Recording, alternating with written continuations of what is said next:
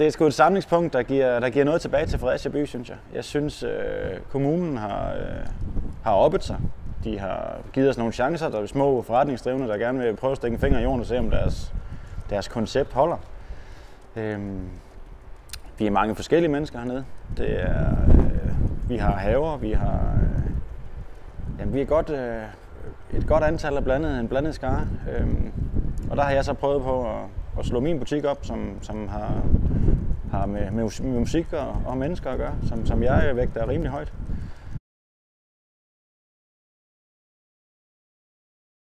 Jeg har sammen med en pige, der hedder Sanne, lavet en yoga- og billedkunstskole for børn, som vi kalder Yobi.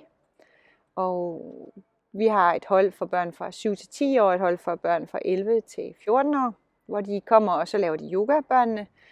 Og efterfølgende så tegner og maler de, og vi har det rigtig hyggeligt sammen, en lille gruppe af børn på en 10-12 stykker.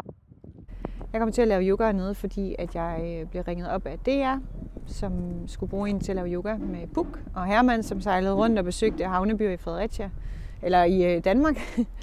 Og jamen, så spurgte de, om jeg ville lave yoga, og det gjorde vi så over bagved herover. På det tidspunkt, der var C-byen ikke i gang endnu, kun under forberedelse. Og så blev det så til, at jeg flyttede med herover